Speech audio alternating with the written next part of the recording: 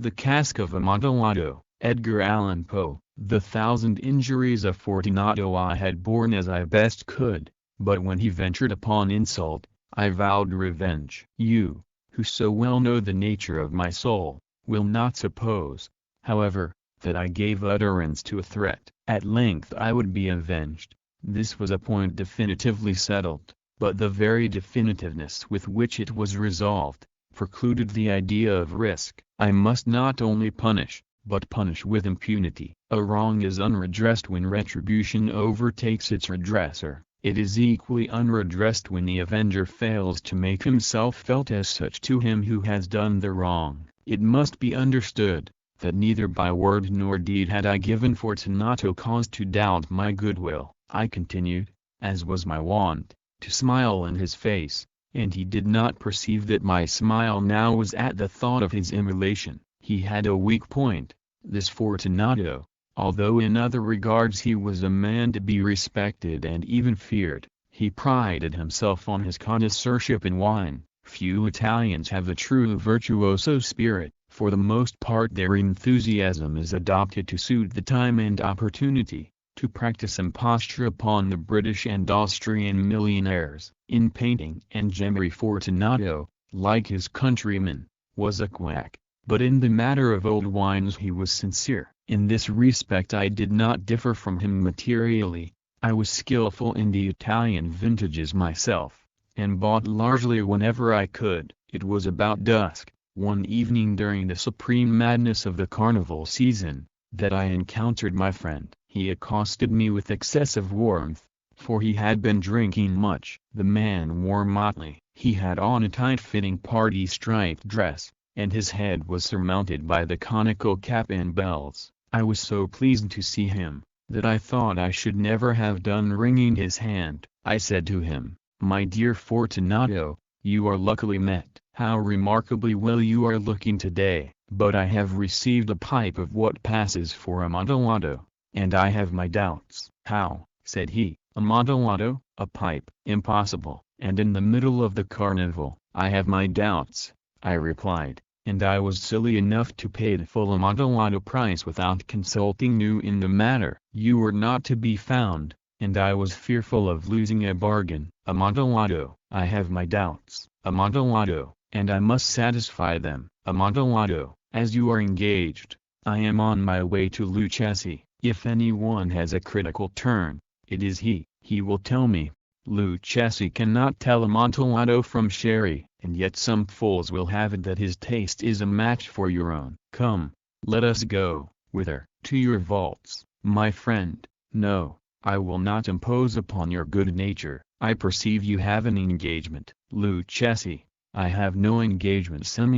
Come, my friend." "Number, it is not the engagement, but the severe cold with which I perceive you are afflicted. The vaults are insufferably damp. They are encrusted with nitre. Let us go." "Nevertheless, the cold is merely nothing." "Amontillado, you have been imposed upon." "And as for Lucchesi, he cannot distinguish sherry from Amontillado." Thus speaking, Fortunato possessed himself of my arm, putting on a mask of black silk, and drawing the roquelaire closely about my person. I suffered him to hurry me to my palazzo. There were no attendants at home. They had absconded to make merry in honor of the time. I had told them that I should not return until the morning, and had given them explicit orders not to stir from the house. These orders were sufficient, I well knew, to ensure their immediate disappearance, one and all. As soon as my back was turned, I took from their sconces 2 flambeaux,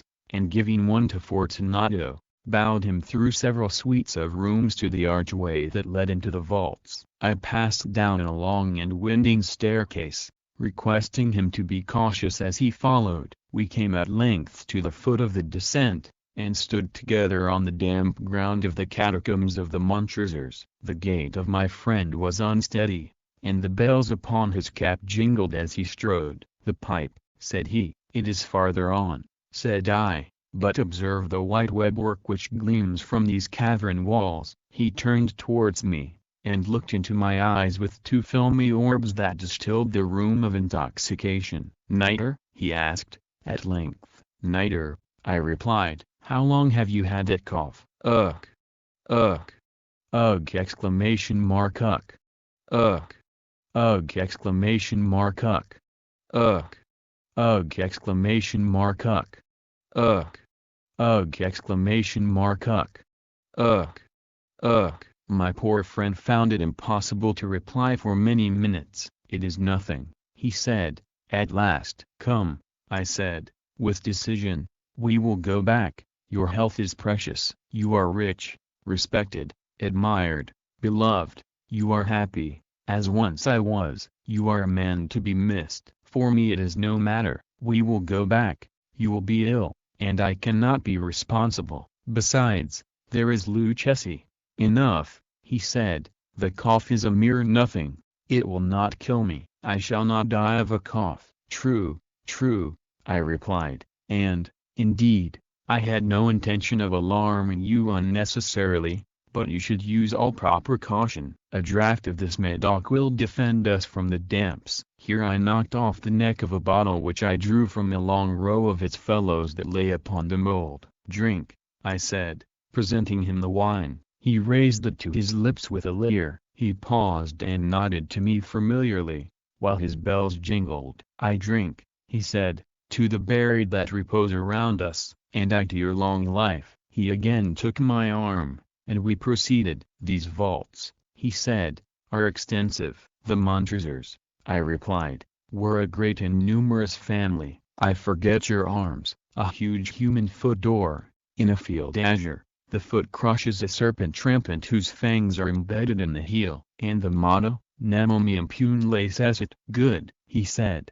The wine sparkled in his eyes and the bells jingled. My own fancy grew warm with the Medoc. We had passed through walls of piled bones, with casks and puncheons intermingling, into the inmost recesses of the catacombs. I paused again, and this time I made bold to seize Fortunato by an arm above the elbow. The nitre, I said, see, it increases. It hangs like moss upon the vaults. We are below the river's bed. The drops of moisture trickle among the bones. Come, we will go back ere it is too late. Your cough, it is nothing, he said. Let us go on. But first, another draught of the Medoc. I broke and reached him a flagon of de Grave. He emptied it at a breath. His eyes flashed with a fierce light. He laughed and threw the bottle upwards with a gesticulation I did not understand. I looked at him in surprise. He repeated the movement, a grotesque one.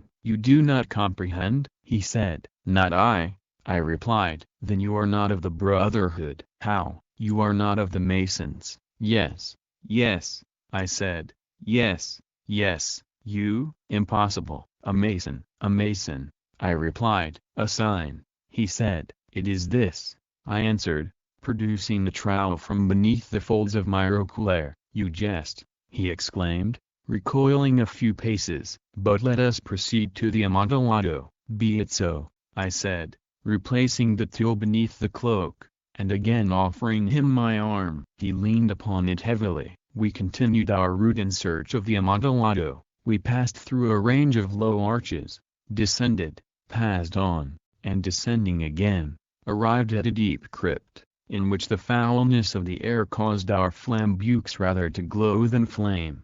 At the most remote end of the crypt there appeared another less spacious. Its walls had been lined with human remains, piled to the vault overhead, in the fashion of the great catacombs of Paris.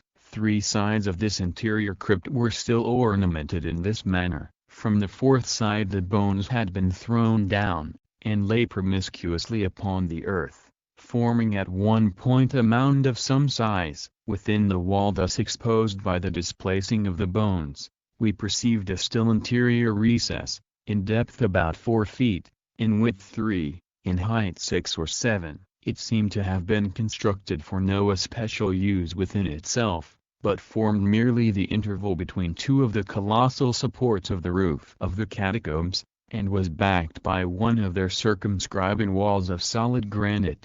It was in vain that Fortunato, uplifting his dull torch, endeavored to pry into the depth of the recess. Its termination the feeble light did not enable us to see. Proceed, I said, Herein is the Amontillado. As for Lucchesi, he is an ignoramus, interrupted my friend, as he stepped unsteadily forward, while I followed immediately at his heels. In an instant he had reached the extremity of the niche, and finding his progress arrested by the rock, stood stupidly bewildered. A moment more and I had fettered him to the granite. In its surface were two iron staples, distant from each other about 2 feet, horizontally. From one of these depended a short chain, from the other a padlock. Throwing the links about his waist, it was but the work of a few seconds to secure it. He was too much astounded to resist. Withdrawing the key, I stepped back from the recess. "Pass your hand," I said,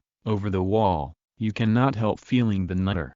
Indeed it is very damp. Once more let me implore you to return." "No? Then I must positively leave you. But I must first render you all the little attentions in my power." "The Amontillado!" ejaculated my friend, not yet recovered from his astonishment. "True," I replied, "the Amontillado." As I said these words I busied myself among the pile of bones of which I have before spoken. Throwing them aside, I soon uncovered a quantity of building stone and mortar. With these materials and with the aid of my trowel, I began vigorously to wall up the entrance of the niche. I had scarcely laid the first tier of the masonry when I discovered that the intoxication of Fortunato had in a great measure worn off. The earliest indication I had of this was a low moaning cry from the depth of the recess. It was not the cry of a drunken man. There was then a long and obstinate silence. I laid the second tier, and the third, and the fourth. And then I heard the furious vibrations of the chain. The noise lasted for several minutes, during which, that I might hearken to it with the more satisfaction, I ceased my labors and sat down upon the bones. When at last the clanking subsided, I resumed the trowel, and finished without interruption the fifth, the sixth, and the seventh tier. The wall was now nearly upon a level with my breast. I again paused, and holding the flambukes over the mason work, threw a few feeble rays upon the figure within. A succession of loud and shrill screams, bursting suddenly from the throat of the chained form, seemed to thrust me violently back. For a brief moment I hesitated, I trembled. Unsheathing my rapier, I began to grope with it about the recess, but the thought of an instant reassured me. I placed my hand upon the solid fabric of the catacombs, and felt satisfied. I reapproached the wall. I replied to the yells of him who clamored. I re-echoed.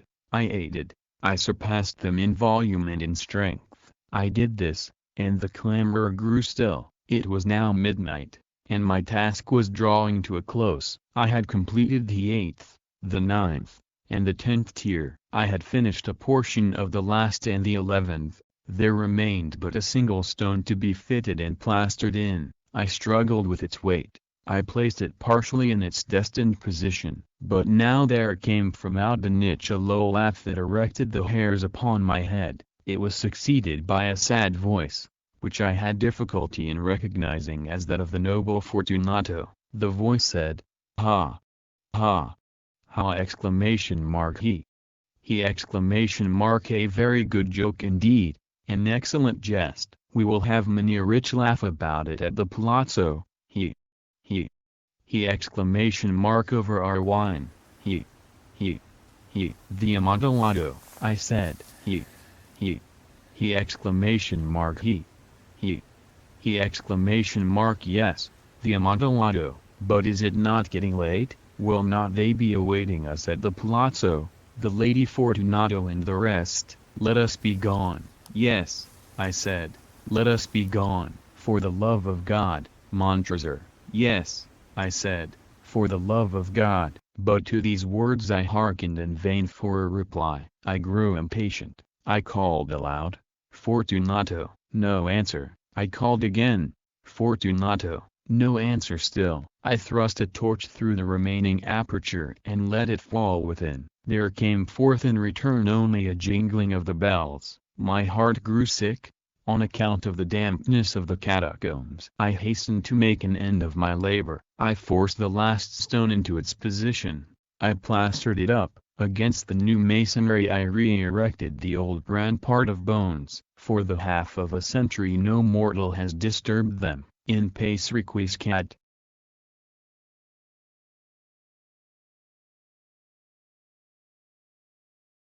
Este audiolivro é disponibilizado de acordo com o artigo 46 da Lei 9.610 de 19 de fevereiro de 1998 para uso exclusivo de deficientes visuais.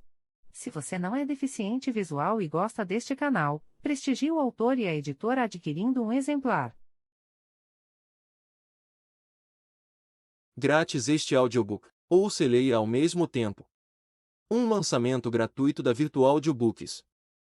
Se você gosta do nosso canal, inscreva-se, dê like, ative o sininho para receber nossas novidades.